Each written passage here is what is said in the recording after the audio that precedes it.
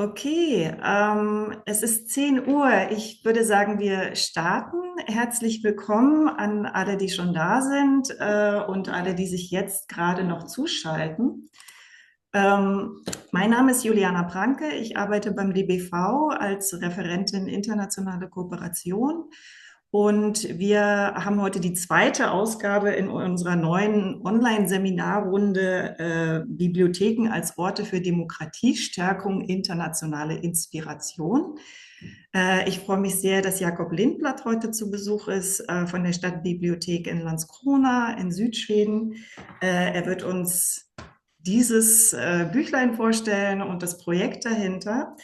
Bevor wir gleich anfangen, kurz nochmal der Hinweis, Sie haben es theoretisch alle schon beim Einschalten gesehen, dass diese Session aufgenommen wird. Ich werde sie hinterher zur Verfügung stellen auf der Webseite des DBV, sodass man es sich also auch im Nachgang noch anschauen könnte. Die Aufzeichnung der ersten Online-Session vor ungefähr 4 Wochen mit den dänischen Kollegen ist dort auch auffindbar, falls Sie nicht dabei waren oder nochmal reinschauen wollen. Ein kurzer Hinweis, und dazu schalte ich kurz mal meinen Bildschirm ein. Wenn Sie Untertitel einschalten möchten, Moment, dann können Sie das machen, indem Sie unten auf die 3 Punkte klicken, die Sie im unteren Menüfeld sehen sollten. Da erscheint dann ein Feld Übersetzung. Das schalten Sie sozusagen ein und wählen dann eine Sprache Ihrer Wahl, vermutlich Deutsch, und sehen dann die automatischen Untertitel dazu. Kleiner Hinweis, die Untertitel sind manchmal etwas kreativ. Also bei der letzten Ausgabe haben wir festgestellt, dass vor allen Dingen bei Eigennamen man manchmal ein bisschen rätseln muss, was da jetzt gesagt wurde. Ich hoffe trotzdem, dass Sie der Session gut folgen können. Okay, dann I switch to English now and welcome you, Jacob. I'm very glad that you agreed to do this session today with us. And as we discussed, so we would, I invite you to give a presentation to tell us about your project.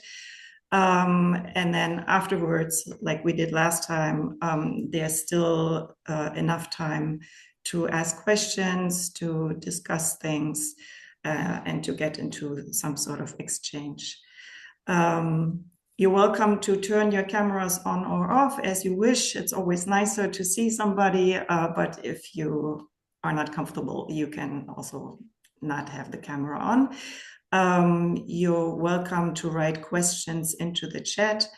During the presentation, I don't know, maybe Jacob, you can also maybe correct me, but it's probably better to let you speak and then ask the question at the end, unless, of course, it's something that you didn't understand and it's very necessary to clarify something immediately, then please ask the question. And with that, Jacob, the floor is yours. Thank you. Yes, and I agree. I will do my best. I will do my best English here, so bear with me. And so if there's something that you don't understand at all, so please interrupt me and I will try to explain it. But yeah, I will start to share my screen here and then I will introduce myself.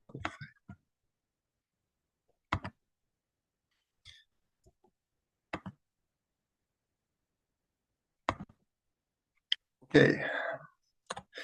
So today, my name is Jacob Lindblad. I'm a librarian in Landskrona city, and we have been doing democracy at the public library since the Swedish election 2022. And all our work ended up in this method book that Juliana showed here earlier. So I will show you some examples from this book and how we have worked during these 4 years now.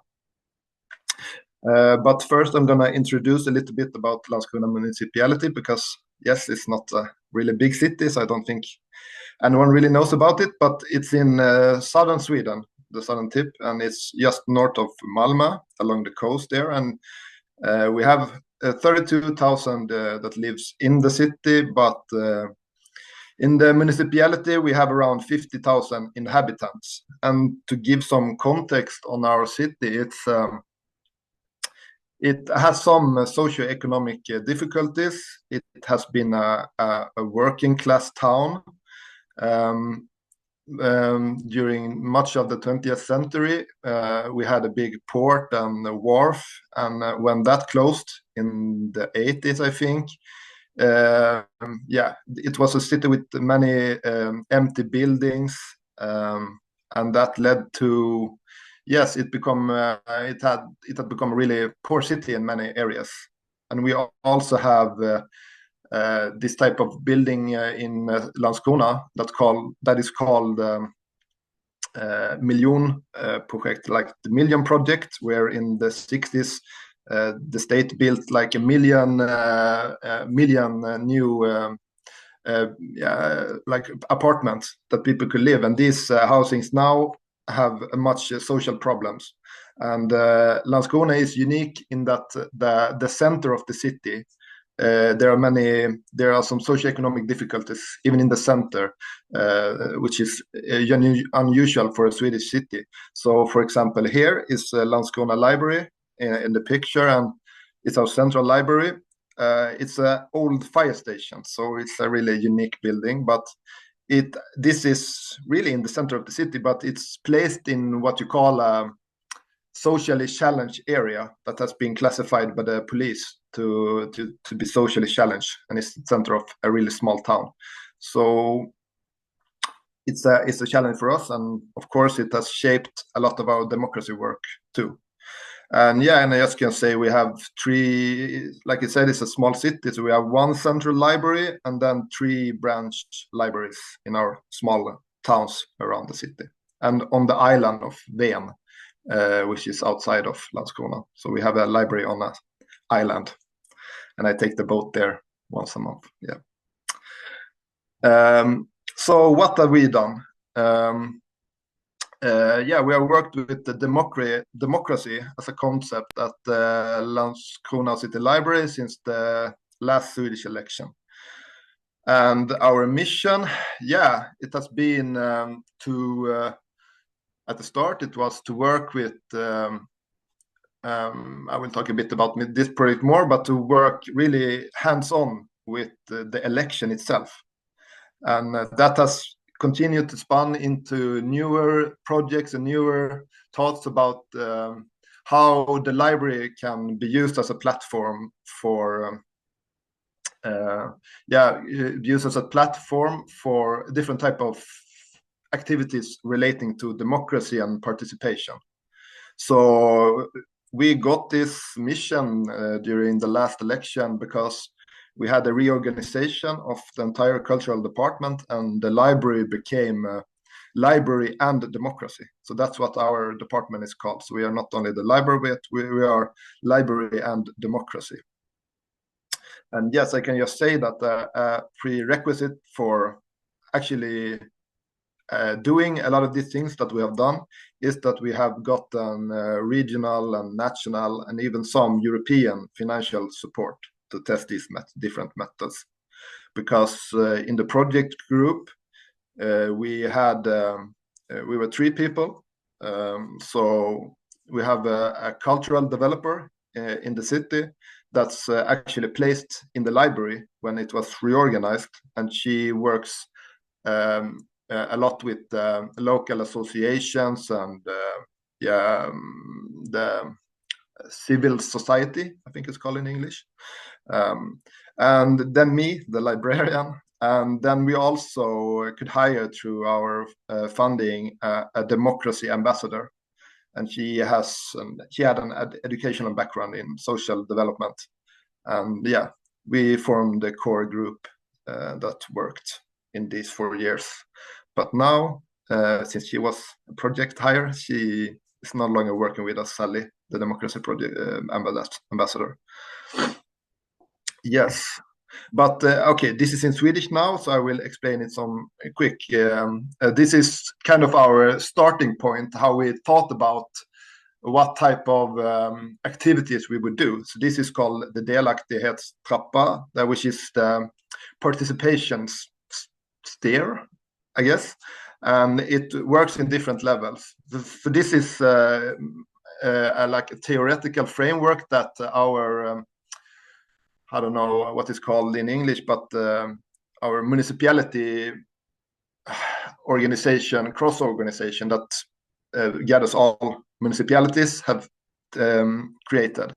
So it kind of informed us during the project what we are actually doing. So this there is information, consultation, dialogue, influence, and co-decision. And you go through these steps, and depending on where you are on the stairs, it's a different type of participation. So what are we actually doing here? Are we just doing dialogue, or are we actually co-deciding something together with the local society? But yeah, we started with our project before the election in 2022. That's called Borrow a Democracy Ambassador. And here we had the mission to disseminate information about the election. And our target group in this project, we concluded, was first-time voters, regardless of age. So Landskrona is also a city that has had a lot of immigration because it was easy to get apartments.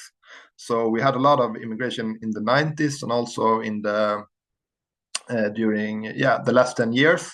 So many people during this election, for example, would be first-time voters, even if they were way over 18. So that's why we had first-time voters regardless of age, and also working in areas in Landskrona with lower voting turnout. So as I said before, Landskrona has some socioeconomic difficulties, but it's also a very nice city located at the coast. So it's a city with a lot of differences in a small area. So when we have some voting areas, like districts, that have some of the highest voting turnout in the country, and then just a kilometer away, we have some of the lowest. So it's like really big differences in a small area, and also socioeconomic differences. But we know we wanted to work more in these areas. And to do this, to disseminate information, we had to first understand, we knew that we were just 3 people. We can't reach tens of thousands of people alone. So we had to map the actors in our cities. We had to understand what actors are working with our target group or are engaging with this target group. And then we had to seek out and offer to borrow a democracy ambassador that would disseminate this information. So yeah, doing this was a key in the project to understand and connect with other actors that shared a similar understanding of the need to disseminate this information. And we created a lot of new connections through this. So our method then to spread information was that we did produce informational material, and we also borrowed election props that we carried around.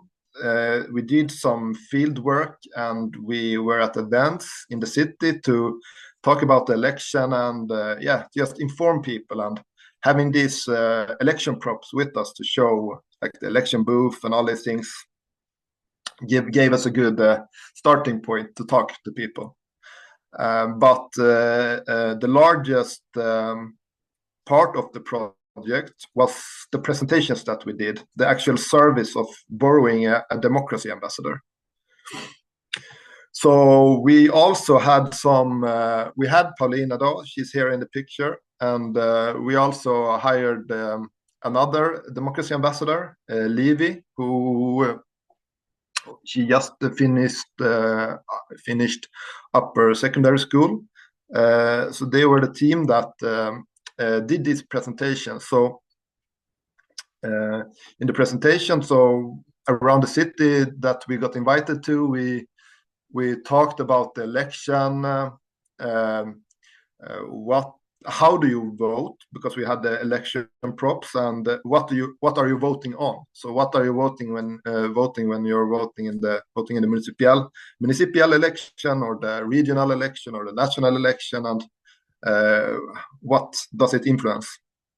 And we managed to do about 25 occasions before the election. We had some really short space between the summer and the election, and we managed to gather around 545 participants during these presentations. And I can just give you some examples for where we actually did the presentation. So we were in family centers, associations, different ethnic associations. We were at local neighborhood festivals that I mentioned. We were here in this picture shows one of the labor market initiatives that we went to, that it's how do you call laundromat or something that do laundry, and for the municipality, which is a labor market initiative, and we did one presentation there. And we were at Swedish introduction schools, which was important, because even if you're not a Swedish citizen, you can still vote in the municipal election, for example. And a lot of people don't know that. And we also did some presentations at the upper secondary school and family centers. Yeah, so we were in many different type of organizations. Or yeah. So after the election, what did we learn? Because this was in 2022, so it was quite a time ago. So we had a lot of positive feedback because we filled a niche, I think, that nobody else was doing in the municipality. So now it was the library doing it. And one other positive thing was that we saw the high trust in the library as an institution, as a source of this information. It was never conscientious that the library was actually talking about the election. It was not seen as something that was bad or weird or whatever you want to call it, but it was easy to cooperate, and many wanted to invite the library. Not only in the municipality, but also different associations wanted this service. But also that the collaboration was key. So we wouldn't been able to reach all the people that we did if we didn't collaborate, and we didn't talk to a lot of people and reach out and have a lot of meetings and discussions about how we can do this presentation, because oftentimes we had to adapt it to wherever we were going. So even we had some translation done in some of the places that we went to, for example. So we had to adapt the presentation to every organization that we went to. So collaboration was really key to get the message out. But I would have loved to said that the voting turnout increased, but sadly, like in all of Sweden, the voting turnout actually decreased during the last election, which showed that disseminating this information and the importance of voting and democracy is a major challenge. So we knew that we had to do something between the elections now. How do we strengthen democracy between elections? How can the library do that? And how can the library kind of think about ways of doing that? Let me check my time. Yeah, a lot of time. So that led us into our next project. Borrowing a democracy ambassador, we had some state funding, and that funding ran out. So now we had to seek new funding, and that led us to creating the project LA together. So Landskrona becomes LA here in short form, it's known. And we knew that we wanted to continue working with the network and infrastructure that we kind of created in this Borrowing a Democracy Ambassador project. And we asked ourselves, what is the democratic process? Is it only the election, or is democracy something that we do all of the time? Is democracy something we do in everyday life? And we knew that we had to develop this project in dialogue with our target groups. So when we when we created this project plan, we had very little, like we will do exactly this thing and then this thing and then this thing, because we didn't know. We hadn't talked and we hadn't created more together with our target groups what type of activities that we would like to do. And we knew that we would like to work on participation on different levels. So we have the library as a source, as a platform for participatory projects where we invite outside influence, outside I don't know how, citizens, I guess. And also we knew that we wanted to work with participation on a city level and also on the national level. But we knew that we had to do this together. And that meant we had to listen in. So we had to develop the project in dialogue. And so when we think about a democratic process, we also think about participating in society. So we have a lot of, so if the library is inviting to participate, to influence, to shape our how to say, our department. I don't know. Yeah, sorry. It can lead to feeling more involved in the city and its development, and in turn, over time, lead you to think, okay, I can help shape my city. I will vote. I have this sense of togetherness in the city that I want to shape it. And I will go through. It's in our method book, but I will go through some of the methods that we worked here during our project, which was 2 years then, from early 2023 to late 25. We did this, so we had a 2-year project doing this, and we started with some dialogue work. So Öster is the area that the library is formally placed in, the outer part of Öster, which is a socially challenged area.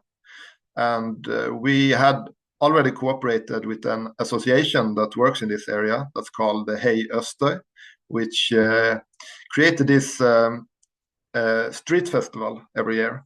And we had some dialogue with them, and we did citizen dialogue at this festival, which was that we had an artist that had an art piece that would be created together with the visitors in this street festival, and we did the dialogue. So we talked about what is Öster for you? So what do you think is good or bad about this neighborhood? And we took all these opinions, and then which was some much positive and much negative. And then we had this large art piece that was created in collaboration with the visitors, and also this dialogue that we exhibited as a large art exhibition at the library. So Öster is an area that has a bad reputation in the rest of the city. Nobody wants to go there, really. So it was also many people from outside of Öster don't want to go there, but those who live in Öster are usually proud of their area. So this was a way to show the positive voices about Öster without trying to remove anything negative, of course, but also showing this at the library to have this type of exchange between this area where there is no, in the outer area of Öster where there is no library, and in the library. So this was some of the first things we did together with this association.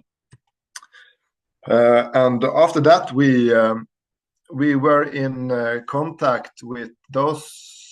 Let's see if we can translate this to English, but the social department, the department that does, I don't know, social security and these type of things.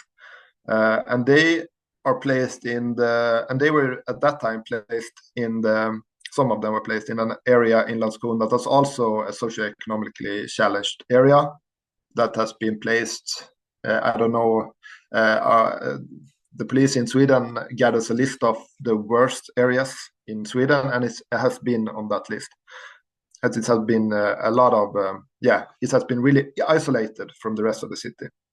So, and it has no library. It had a library once, but that library was closed. So we knew that we wanted to work in this area, of course, but this was our way in. So even though there was no library, we had this connection with the social department, and through them we could use a building here that's called Navet, which is placed in this area. That it was a great opportunity for us to do something in this area, even though there was no library. So we did this. This is an exhibition also about young people's outlook on the future, Ungas framtidstro, which is also a really important thing. In this side project or under project, we collaborated with Stena Fastigheter, which is a real estate company that has a lot of real estate in these type of areas, and they wanted to together with the photographer talk to young people who lives in these type of areas and lift what are their thoughts about Landskrona or about the future, of course. This exhibition, we did this in Navet, but we knew we couldn't just place an exhibition there and that would be it, and some people who would buy could see it maybe, but we turned this into another platform to discuss young people's thoughts about the future.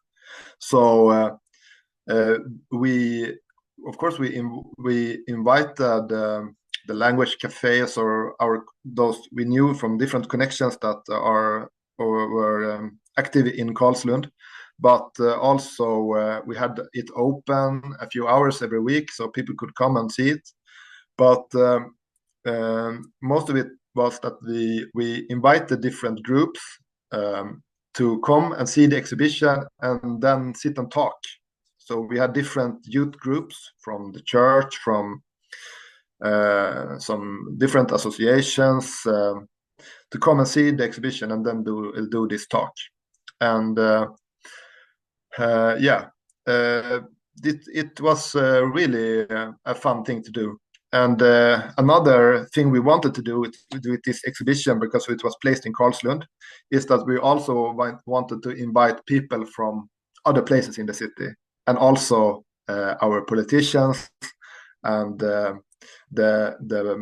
I don't know how department bosses, and so they could come and have meetings in this building, in this area, to see that okay, Karlslund is not so bad that maybe people want to think it is. And I think they said it was the first time there ever was this type of formal cultural exhibition in this area. So we were the first to do it here in Navet. And so we had a lot of plans to do things at Navet, but sadly this building is underused, in my opinion. So we couldn't do so much more, but it was a really good way to gain outreach outside of the library, where there was no library. And then we also did things in the library. Of course, we had a project that we called Shape a Room at the library. So at our entrance, we had a room which only housed like old, how can I say this in English? It's called like pictures that you enhance on a screen and make it bigger, like old newspapers. This type of machine, and just was used maybe once a year. So we knew that we had to give this room a new function, and we did this through a participatory process. And one of the methods that we wanted to try and use was to build prototypes. And prototyping is that you sit together in this room and you have all this type of material, and then you build the room. So you have a function that you think about, and then you shape it through, you can see here in the picture during one of the meetings that we did. And this was, I think I'm a bit cynical, because I thought that this wouldn't work. But people thought it was really fun, actually. And even if it's a bit time consuming, during the process of building a prototype, you can also have a lot of discussions, both about the room itself, but also about the library. So it was a good way to start a discussion and to sit down and talk about the library. And then we also had a box outside that we would accept written suggestions about what function should this room be given. So we did this spontaneous building where we had this room open once a week, so people could come and talk to us about what they wanted to do here. And we did written suggestions, and we also did workshops where we specifically invited groups from different target groups. We tried to spread it out and invite like young people, or even people from other parts of the municipality, and invited to build these prototypes. And so now it's a finished room here. It's a study room. Our process in doing this participatory process was really, we did try to do it as transparent as possible. So we published our entire plan and put it up outside the room, where we went through all our steps. So we were collecting these suggestions now, and then we would sort them, because obviously we could not do everything that people wanted. It has to fit into our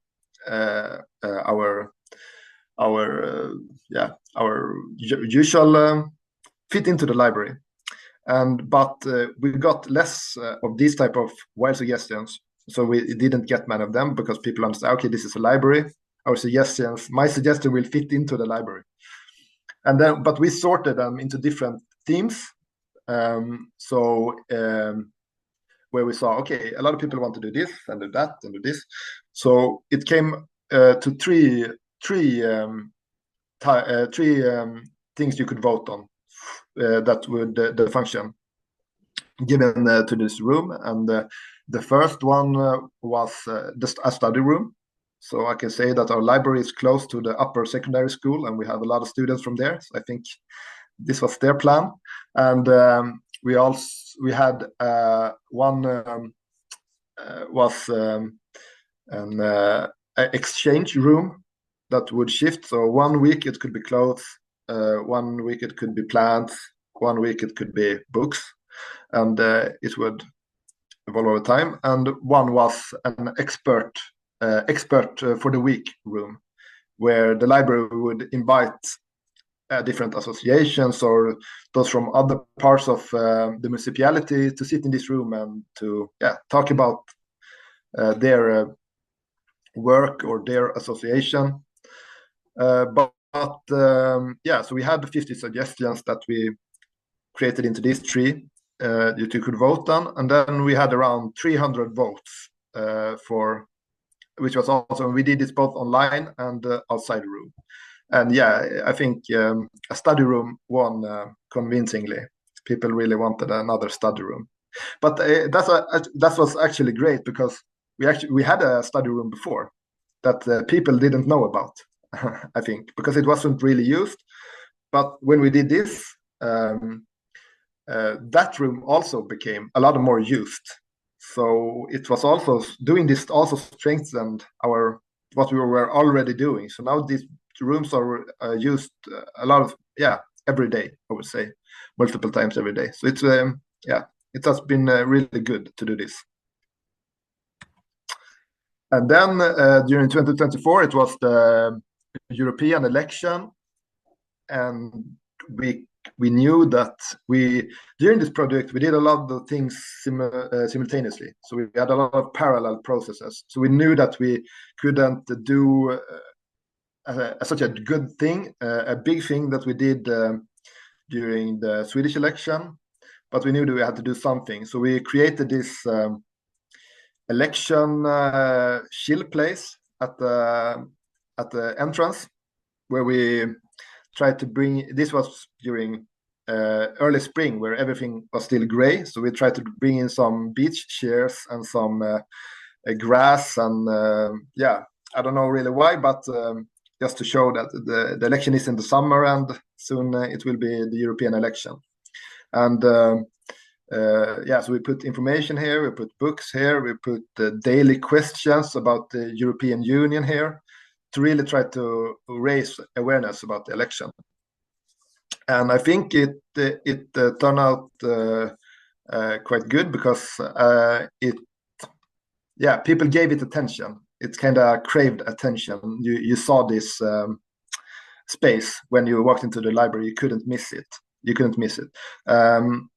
And people really like to sit in these chairs. So I think this was a good way to do it in a smaller scale.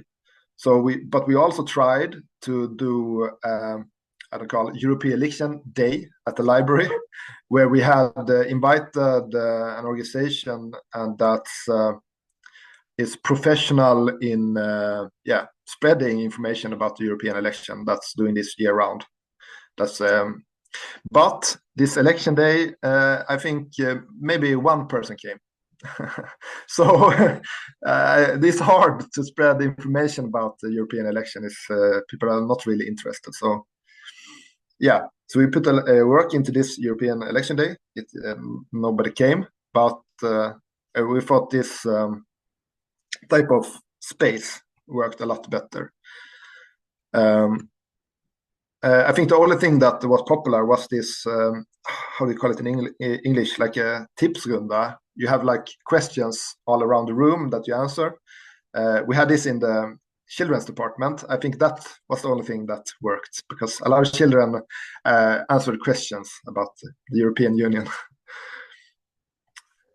And so I don't know if I said anything about it, but we in the beginning we invited we wanted to work more with young people who were still our target group.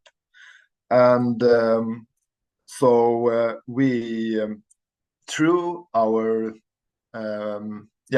project, we came into contact with a youth group that was formed from another association that wanted to do things in the city, but they really had no way of doing it, because it was just an informal group of young people that saw something that we have also seen at the library, which is that there are not many activities for the ages of 16 and to early 20s in our city. It's there are lots of things I've been doing if you're under 13, even up to 16, I think. But after 16, there is nothing really. So they then they wanted to solve this. So we thought it was a great idea. So we have collaborated with them on many different occasions, and we have been doing a lot of different things. You can see here it's a poster for something that we had at the library every Saturday during one of the during 1 year, really. And it was an arts and crafts, and this was their activity. So what we tried to do here was that young people do activities for other young people, because whenever we have tried to do something for 16 and up, it's really hard to get people to come. But if there are other young people doing things for other young people, I think they have their own networks. They know people, and then they can do a lot of marketing that we can't do. For example, I show here some other examples of what we did. We did some Halloween pumpkin carving, for example, which, we thought it was a good idea, a good event, but we didn't expect that it would come around 30 people would come and do this pumpkin carving. So we had to run and buy more pumpkins so everyone could do it. And that was the Hive's doing, because they had been doing their own marketing. Some of them goes to the university, and they had been going around the university, putting up posters, spreading it in their channels, talking to their friends. So we had a lot of people come to this event that we didn't expect. That was a result of doing this collaboration, where we give the space to this group and they can do their activities, and that also strengthens the library. But yes, sometimes it's a hard group to collaborate with, because we didn't pay them, and they do all this in the free time, which of course is great, and that is something really important for us to respect. For example, when they did their own posters, but we never put any hard deadlines or forced them to do something, because we wanted it to be something that was fun for them to do. So we tried to do as little deadlines as possible, and that sometimes meant that we ourselves had very little time to do marketing or put everything in place. But I think that was the most important thing, to just step back and respect that they are doing this in their free time. And so we also did some other things where we tried to create discussions about different topics. We have done documentary film screenings in collaboration with local actors. Here you can see my colleague Emily introducing one of those nights. You can also see that here we didn't really work with young people, but it was a great way to create another platform for talking about important issues in the library. For example, we did one movie. We have tried to do locally created or documentaries created in our region, so that we can invite the filmmaker. And we also invited, for example, in here we did a movie about new economical models in the wake of climate change. So then we invited some both those from the the biggest nature association, but also a local business that does second-hand clothes. So what are their views on how we can create a new economic future in the wake of climate change? And this also got separate funding from our region, and this is something that we have continued to do even after the project, doing these type of talks. So here we showed the documentary, then we had a panel talk, and then we had discussions, or fika as we call it in Sweden. We had some snacks that you sit together and talk about the movie. And people were really happy to do it. And another thing we did, let's see, time,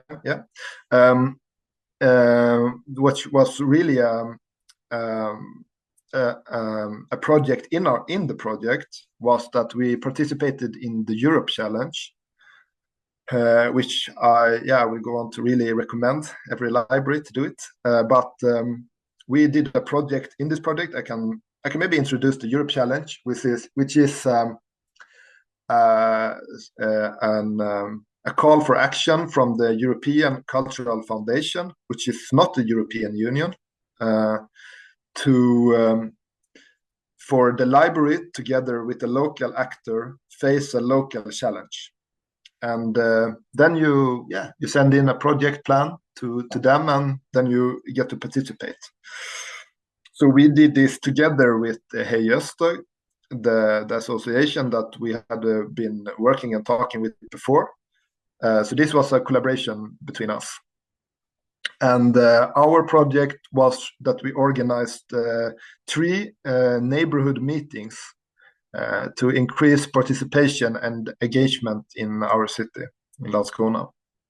And what we wanted to do with these meetings was that we wanted to create a platform, both for getting to know each other and talking about our city, to create this safe place, but also that we wanted this meeting to be a platform to create a network. So if you are someone who have a lot of ideas, these meetings would be a place to meet someone who could be a difference maker, to could be someone who has the funding, or someone who is interested in the same thing as you to do. But also these meetings would be a source of inspiration, where you could meet someone who has been doing something on the team of the meeting, and also to stimulate personal engagement, to show that engagement is wanted, is needed, and something that is stimulating. And I can go into the meetings themselves. So the first one we had in Karlslund, it's not a year here, but it was in 2024. And this was a theme of meaningful leisure time for young people. So this we saw was that the social department had been doing a lot of work to understand how the youths in this area are participating in sports, for example, or different associations. And they saw that this level was really, really low in Karlslund. So nobody was active in sports club, in chess clubs, in different type of youth extracurricular activities. So we wanted to give this platform to talk to young people in this area, and to invite those who are working with this question. So we invited 2 different associations from Malmö, which is the largest city here close to us, which are organizations where young people are organizing activities for other young people to come to Landskrona and inspire people from how they have been doing this, and how this has worked for them. And it was really, really great to see this. I don't know, I think she was the leader of one of the associations that was 14 years old, and she was leading an association that was doing, I think, around 100 activities every week for other young people. So it was really, really impressive. And we saw that this led to a lot of good talks, because we invited young people, but we also wanted to invite difference makers in Landskrona, so those who have the funding to help realize some of the ideas, because we knew that we as a library, we would not be able to do this. We create a platform for discussion, but we know that the library can't create a new football club for the young people in this area. So we knew that we had to invite difference makers. And we also had some pizza. That was also a good thing, because people came also to eat pizza, but they also stayed to listen to the meeting. And it actually came a lot more people than we expected, because we had no invitation list, and there also came young people. So it was really fun. And before that, we did a lot of networking and talked about this meeting with people. So we were out in the in the leisure clubs, or we were out and talking to different people that are working with young people in this area. So I think we did a lot of important marketing through this. And the second meeting was we had in Öster, and this meeting was formed around what would you like to do in Öster? And here we invited the local associations to present their activities or their association. And here, one of the things we thought funding from the Europe Challenge was to try simultaneous interpretation, because in Öster there's a large Arab minority, So, and they have some Arabic-speaking associations that do a lot of activities. So we invited them, and we also had these interpreters that when they were presenting would interpret, and we could have like a microphone. You can see it here on the table, and then we would simultaneously interpret. So it's like a mini UN, I guess, and it worked better than I thought. And it's not about these people not knowing Swedish, but they are not the first speakers in Swedish, so it was for them maybe more natural to be able to explain their work in their own language, or their own association in their own language, their natural language. And yeah, so we did the same thing here. We had these discussions, we had these workshops that we talked together, we had these presentations where we wanted to inspire, and we also had some food and conversations around this. And the last meeting then was at the library. We talk and food. It's not in Swedish. It's mat and prat, mat och prat. So it sounds better in Swedish. But this was also a process. What we wanted to do. The last meeting was from what the participants talked about in the meetings before. So this shaped the last meeting. And one thing that came up a lot of time was that they wanted to make food from their own culture, and people who was in the meeting would do their own specialities, and then we would have like this big food party where we would share the food and also have this a workshop. And one thing, for example, was that if we placed it at the library, we had to do some children activities, so women could come, because otherwise many of them would have to be home to take care of their children. But if you also do children's activities, they could also come and discuss. And yeah, so this was the library as a meeting place for this type of discussion. But here we actually got some criticism because this was too much of a party and too little of a workshop, people maybe thought. So that was also, even if that was okay, maybe we lost the plot with the workshop here, but that was also a good feedback to get, because that showed that people wanted to come and actually talk about Landskrona and our challenges. So yeah, it was also a good meeting. And one of the consequences here from these type of meetings is that it has a kitchen or a food or a chef group of women from different cultures has actually formed from these talks, and they meet every week, and now they also have some formal funding. So it was really fun to see something actually come out from these meetings, and we also had some other things. Yeah, so yeah, I just want to here's the link to the Europe Challenge. I will give you the presentation later, Juliana, if you want to send it out. But I really want to encourage everyone to try the Europe Challenge, because it was really, really fun, and they are super professional to give you a lot of encouragement and knowledge about project pitching, about a lot of different things. So it was really, really meaningful to take part in this Europe Challenge, and it's open for all libraries in Europe. And actually we also had a mentor. Our mentor was actually Asmund from Orte, so we know him as well. So you get to know a lot of good people around Europe also, who are also working with local challenges together with their communities. So I just want to step here, and yeah, it was really fun to be a part of. And yeah, so one of the things, also another thing that came out of these meetings was our Friday afternoon teas, which were just a kind of informal meeting place at the library during Fridays, Friday afternoons.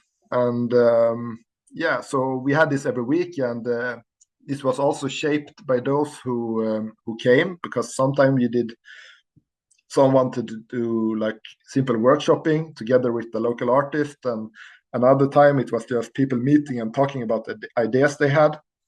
So yeah, it became one of the platforms that was continuated from our meetings. yeah, so it was good to see that this, because it was wanted, people wanted a meeting place to discuss ideas, and this was also a place for different associations to meet and things like this. And yeah, sometimes there were 12 people, and other times there were maybe one who came. So it was also yeah, from Friday to Friday, really different. But yeah, it was fun to try. And hopefully we can start this again soon, because we ran it last year, but we have nothing planned this year, sadly. So we hope we can start this again. Yeah, so I've been talking a long time, so hopefully we have some questions. But I can talk just about our experience was that it has been really meaningful to work with participatory processes. Doing this has also strengthened our core library. You get a lot of ideas, you get a lot of new viewpoints on how to do things. So it was really meaningful. Our experiences have led to us creating this method book, which has been really fun to do. And now is the election in 2026 soon. So we will we are just now also talking to all our contacts, our network that we have built up. So what can we do together? We are maybe doing something with a local journalist together with young people, but nothing is finished yet. But we know that the election now is important. So we want to continue our collaborations, even if we are right now, we don't have any external funding, but we will continue working with how do you say, the mindset that we have kind of worked up. So even if you had no funding to do a lot of big things, we have, I think, created a form of collaboration and participatory processes that has been really meaningful. Yeah. So thank you. That was my presentation. So hopefully there are some questions that I might be able to answer. Thank you, Jacob. Very, inspirational, and also such a wide and diverse selection of ideas and projects. I put already the link to your handbook, the English version, into the chat. Yeah. And I really cannot recommend this book enough. So all the projects that Jacob presented, you can find again in the book, very nicely described. So yeah, check it out. There was one question, and you kind of answered it already, but maybe we can just make sure. So the democracy ambassadors in the first example, the question was, what kind of people were these? And if I understood correctly, it was basically Paulina, the democracy ambassador, that was part of your team, plus one person who just finished secondary school. So I can talk a little about this process. So we looked at other democracy ambassador projects, and democracy ambassador is something that has been done before, but those are usually bigger.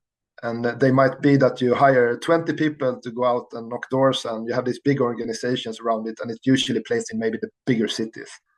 So we knew that we didn't have really the time or the muscle to create this big organization where we hire a lot of people, because we wanted to do quality, of course, quality control, and we wanted to do something that was manageable by us, because we were 2 people then. And so what we wanted to do, first it was the thought that we would hire university students that was interested in, that maybe from social sciences, that was interested in democracy work, to come and be our democracy ambassador for like our hire. And so I went out to all the universities and sent this around, but we got Paulina from this. So she was actually finishing her university she was finishing her university, and she was interested in this, and so we hired her through this process. But then we knew that we had to have at least 2 people. So then we talk to the upper secondary school, so they are maybe 18, 19, and then that's the way we knew Livy, and we hired her. So we wanted to hire university students, so we wanted to start there. Yeah, hopefully that answered the question. Thank you. We have a question from Iris Feldgen. Frau Feldgen, bitte. Good morning. Thank you so much for the presentation. It was really, really interesting. I was wondering how you started the contact with the Hive, because we have right now a bit of trouble trying to find sort of our impression is the same, that it's hard for people 14, 15, 16 and up to find organized activities to do, especially if they start in a new city and things. But it's very, very hard to get hold of them. So I'd be very interested in how you got in contact with the Hive. Did they contact you, or did you have a look around? How did that happen? Yeah, I can say that, now it's gone a few years, but the Hive are a little bit older. So they're maybe from 17, 18, 19, 20, some are even now in the university. But they were actually someone who we met through our association contacts. So these young people, they had all met through young leadership course that this association has. And they were all living in the city, and we met them through someone we knew in this association. So that was our first contact, and then we talked to them, and we said, we as the library, if you want to do something, we as the library, we are really interested to host you and to help you to create something. So we met them through an association, because I agree, it's really hard to find. It doesn't fall from the sky, even if it felt like that for us. But Then one little follow-up question, maybe, because that sounds as if it's again sort of like people from more secure backgrounds, higher education. Like, did they pull in people who are socially economically challenged as well? Because that's sort of what we're looking at trying to provide for, or is it sort of the classroom speakers group and they stay among themselves? I think this is a really diverse group. So it's many of them live in Öster, for example. So that it all starts with this association that's also active in Öster, that gathers a lot of people there, that knows a lot of people, that knows the youth there, and through them we get to know them. So I would say it's a diverse group of young people. So, but that's because of the fantastic work that this association does.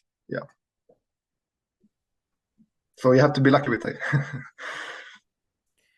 Okay, we have another question in the chat. How many people did it take to do all these projects, and how much money, did the library have to put into this? And was there extra staff hired? So, I understood it was 3 people, Paulina, Emily, and you. But was it really just you, or were other people involved in the organization of everything you just shared? From the library, it was me. Me and Emily, who is the cultural developer. But I was the only librarian involved. But we like I said, we managed to do a lot of these things because we did it together with associations, or we did it together with the social department. So we were 3 people from the library. I can say we hired Paulina with the project funding. So she was hired full time, 2 years. But we could do a lot of these things because we were collaborating. So in some projects it was we were 3 people from the library, but we were also 3 people from the social department that did a lot of things and helped us with the planning, and so that was made a lot of these things possible that we could do. And the funding, it was the library funding was, I think, really only our time. and our hours, or my time and Emily's time, because otherwise it was project money. That was mostly the salary. Yeah. Okay. Frau Lindblad. Hopefully that answered. Yeah. Otherwise, ask me clarifying questions. Yeah. No problem. Okay, I see a thumbs up, so I think it helped. Ina Lindblad. Okay, perfect. Yeah, thank you very much for the very inspiring presentation. Because I work for the libraries in northern Germany, and we have about 150 of them, and also very small ones. And we are thinking to try to we have like elections in 1.5 years up here. And we are thinking to use the libraries more to inform the people, like exactly what you are doing. And we are also interested in looking up if we could make the libraries also the polling station so that people could go there and vote. Do you have any experience about this? How is that? Like in Germany, you go to, usually it's like schools where you go on Sunday and then you vote. You give your votes. And how is that in Sweden going? Yeah. So the library in Sweden is usually the polling station. Also, it's where you go to vote. Yeah. So we had a lot of good because we collaborated also with in our municipality. How do you call those who are responsible for making sure that there are polling stations, that the voting actually functions. So we had a lot of discussions with them. But yeah, having the library as a polling station also comes with some limitations also, because then, for example, we wanted to do a red carpet the first day, but we couldn't do a red carpet because that comes with some political implications. So that we got a no from them. So, and also we have to think about what type of books we are fronting, for example. These type of things we have to think about when the library is a polling station. So I think those missions our mission and the polling station mission don't really overlap, or at least that was where our discussions kind of went.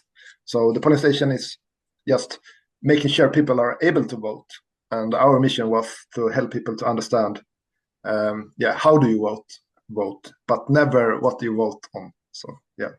So, but hopefully that. Yeah, I have another question. Sorry. But then you also you inform how to vote, and then the polling station is set up, and then you just function as a room where you can vote. And would you recommend that? Would you recommend that? Because lots of people come then to the library who usually maybe not come to the library, or for us it's if in Sweden it works really good. I think it's library is used as I think it's one of the most usual polling stations where people come to vote. Yeah. And like I said, it comes with some responsibility on the library to not try to but yeah, I think it works. It works. Okay. I would recommend it. Thank you.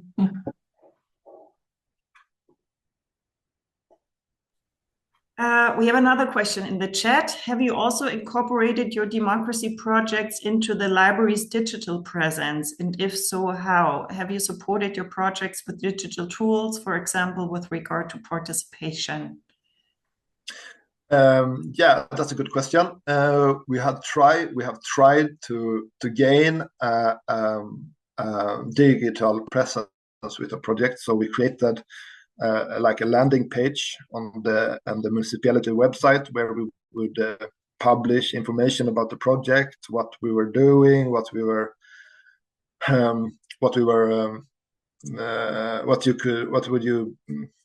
that you could borrow a democracy ambassador, for example.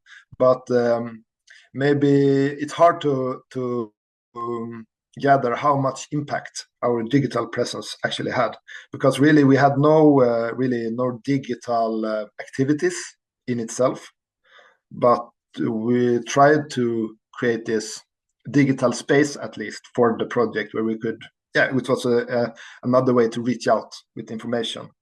But yeah, that was maybe one of the least least developed part of it, to do these digital activities. But then in Sweden we have really, for example, we have this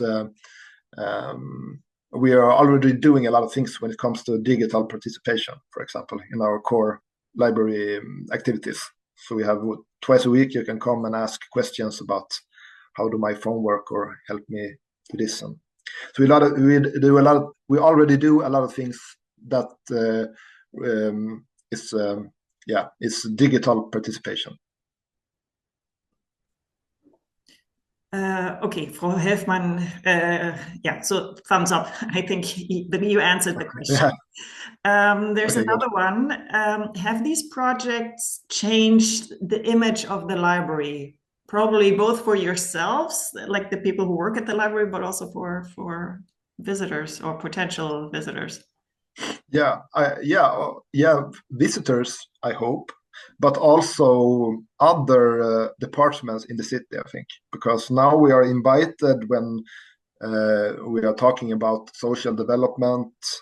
We are invited to a lot of new platforms or discussions or meetings where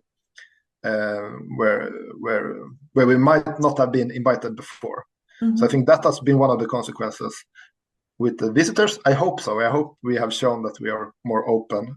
Yeah, actually, there's a clarification to that question. So yeah. The person says, I mean, have other target groups been coming who normally or before didn't come? And was the library perceived as a place of meeting people and exchanging views and discussing things? Yeah, hopefully. I mean, it's all about personal connection also. And so, of course, I will see people now that I will greet that I met through these activities. Yes. And I see them at the library. They might have come to the library anyway. I would say that because where it is actually placed, I mean, the visitors in our library is diverse. We have the kids from these areas are coming to the library, but maybe they are not discussing discussing how to change the city. So hopefully that was something that we started here, that we can continue to work with these Friday afternoon teas, that we keep the platform for discussion alive. So that's what we really want to do, because I think we started something there, and hopefully it can continue to work in some form even after the project is closed. But yeah, so hopefully the discussion can continue. Yeah, thank you. Are there other questions? Maybe while people still ponder on that, I have actually one more. It's kind of very detailed. So with the project where you had the young people's, their vision of the future exhibition sort of thing. You said that one of the collaboration partners was Stena Fastigheter, so the housing company. Is that a private company, or is it a town or municipality housing company? No, that's actually a private company. Okay. And I think even though it is a private company, of course, their mission is really to create good areas for where their real estate are. So we actually met some great people there, because they have this mission of social responsibility. I think that they really are doing a lot of things with, especially in Malmö, but also something in Landskrona. Yeah. So yeah, it was kind of special to collaborate with the private company there, but I think it worked better than I thought. Yeah. So it was a good collaboration. Interesting. Thanks. Yeah. Okay, last call for any other questions. Oh, there's one more, I think, maybe.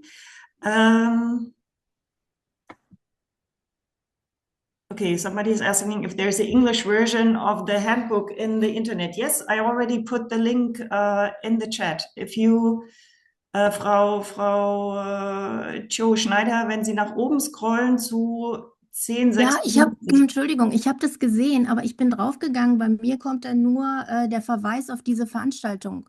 Oder ich Wenn habe Sie das. unten auf Quelle / weitere Informationen klicken, dann öffnet sich das PDF. Ah, okay, Entschuldigung, danke. Ja, alles prima. Danke, danke für die Frage. I can also send you a PDF but I think it should be accessible. Yeah, I have linked the PDF. So. Yeah. By the way, I think it's fantastic that you produce this in English. Yeah, thank you. Okay. If there are no more questions, I can already tease the next edition of our beautiful series. It will be on March 5th. This is a Thursday again, at 10 o'clock. And we will have Miriam Svers visiting. She's from Biblio, a Dutch library organization. And what they did together with lots of other players, they developed sort of guideline or a Leitbild, a Demokratie Leitbild for all the libraries in the Netherlands. And she will talk about that process, how they, who came together, how they managed to create this document. They realized once they had the document that they needed some more practical, also like a handbook maybe to make it more visible and more useful. So they developed that. And now they also established a sort of kollegiale Beratungsgruppe. So she will talk about all of that. I think it will be super interesting as well. And I will, to all of you who registered today for this event, I will send the link to the recording of today's session and the information for the next session, probably at some point next week. So if you have time and are interested, I'd be very happy if you join us again in March. For now, thank you, Jacob. Tack så jättemycket. Thank you. And have a good day, everyone. Bye.